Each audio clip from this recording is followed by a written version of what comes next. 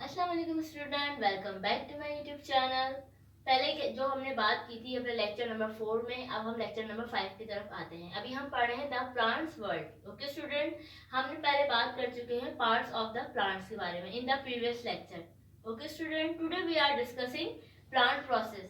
अब हम आगे जो अपना नेक्स्ट स्टार्ट कर रहे हैं वो है 4 मेन प्रोसेस। प्लांट के कुछ प्रोसेस हैं इंपॉर्टेंट, वो क्या हैं? पहले हमने इसके प्लांट्स के पार्ट के बारे में बात किया, अब हम प्लांट्स के प्रोसेस के बारे में बात करेंगे। ओके स्टूडेंट, नंबर 1, 4 इनके मेन प्रोसेस होते हैं: photosynthesis, transpiration, transportation and reproduction. Photosynthesis क्या होते हैं? तो स्टूडेंट, जिस तरह आपको हमने प्रीवियस लेक्चर में सारा पढ़ चुके हैं, अब हम उन पार्ट्स को नजर रखते हुए प्लांट्स के अंदर कौन कौन सी एक्टिविटीज हो रही हैं, so that's we focusing today. जिस तरह हम 4 मेन पार्ट्स में पढ़ चुके हैं, इसी तरह 4 मेन प्रोसेस भी जो प्लांट के अंदर हो रहे होते हैं, जिनकी हमने अभी बात भी की है। जो हम सिर्फ 4 मेन प्रोसेस के बारे में अब बात कर रहे हैं। नंबर 1 है photosynthesis, take place in the leaf, make food, solar energy is absorbed, water and carbon dioxide. So student, photosynthesis का प्रोसेस क्या है? बेसिकली फोटोसिंथेसिस लीव्स में होता है।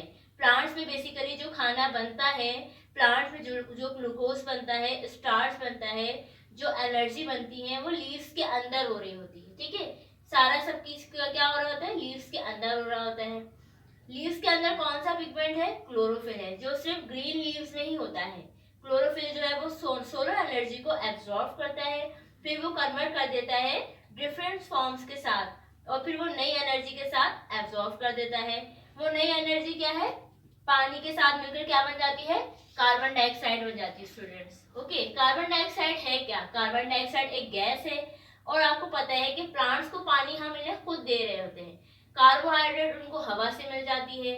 पानी और कार्बन डाइऑक्साइड सूरज की एनर्जी मिलकर आपस में रिएक्ट करती है, तो फिर मिलकर क्या बनाती है? फूड बनाती है।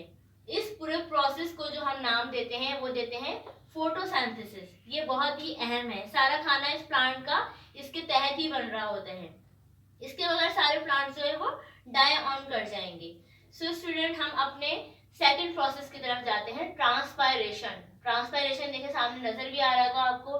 Take place in the leaves, involves evaporation of water, occurs through tiny holes called stomata.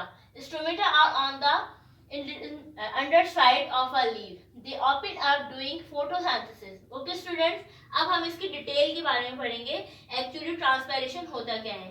आगे हम चलते हैं। बेसिकली प्लांट के अंदर जो वेपोरेशन को कहते हैं, ट्रांसपायरेशन किसे कहते हैं? प्लांट के अंदर जो वेपोरेशन हो रही होती है। जो वेपोरेशन आपको पता है किसको कहते हैं? प्लांट के अंदर जो वेपोरेशन यानी गैस में तब्दील हो जाती है। आपने अक्सर देखा होगा जब हम पानी को बॉयल कर रहे होते हैं, तो भले पानी आपने भरकर भी रखा हो, उबलकर वेपोरेशन बनकर उड़ जाता है, यानी आधा रह जाता है। अब पीछे वही रह गया है जो वेपोरेट हो गया है। पानी का गैस में तब्दील होना, ये वेपोरेशन बन जाना, हम बेसिकली इसी के बारे में पढ़े हैं।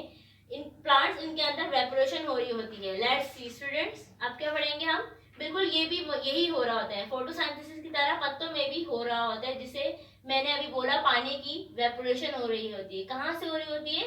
पत्तों से हो रही होती है। अब ये नई बात है, किस तरह हो रही होती है? छोटे छोटे सुराख जो है पत्तों के अंदर, जिन्हें हम स्टोमेटा कहते हैं, उन स्टोमेटा से पानी निकलकर गैस बन जाता है। ये वेपोरेशन वाटर बन के निकलता है। पता है इसके अंदर वाली साइड स्टोमेटा है।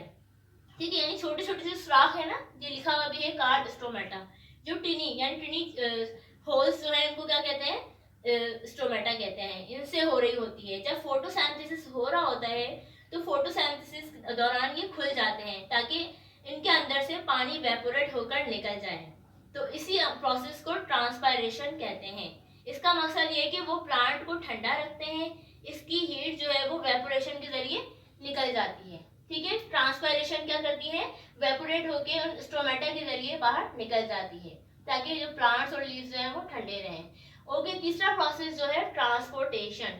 ट्रांसपोर्टेशन के बारे में हम पढ़ेंगे। ट्रांसपोर्टेशन क्या है? तीसरा प्रोसेस जो है प्लांट के अंदर हो रहा होता है। वो ट्रांसपोर्टेशन प्लांट की ट्यूब के अंदर मौजूद होता है। जैसे इसमें लिखा हुआ भी है, plant have tube to transport water, also mineral and glucose, xylem and phloem. Xylem is thick, strong and phloem thick tube, यानी दोनों ट्यूब है, जाइलम भी और फ्लोएम भी। इसके बारे में हम डिटेल में पढ़ेंगे। तीसरा प्रोसेस जो है वो हमारा क्या है, प्लांट के अंदर हो रहा होता है, वो है ट्रांसपोर्टेशन। प्लांट के अंदर ट्यूब मौजूद है जो पानी को ट्यूब के जरिए ट्रांसपोर्ट करवा रहे हैं। बेसिकली ग्लूकोज प्लांट्स का खाना है और मिनरल्स भी। प्लांट्स को ग्लूकोज और मिनरल्स किसके जरिए पहुंच रही होती है, ट्यूब के जरिए। ऐसा नहीं है कि खाना जो है वो लीव्स में ही बनेगा, नहीं, प्लांट्स को लीव्स को पूरे प्लांट्स को खाना पहुंचाना होता है। और उनकी 2 टाइप्स होती हैं जिनके जरिए जो है ये खाना पहुंच रहा होता है। आए हम इसको भी पढ़ लेते हैं, जाइलम और फ्लोएम एक्चुअली होता क्या है।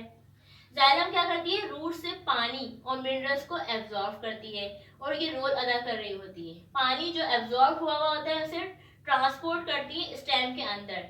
लीफ से पूरे प्लांट में जाइलम की थ्रो जो है पहुंचती है। जाइलम एक स्ट्रॉन्ग और थिक ट्यूब है। अब हम बात करते हैं फ्लोएम।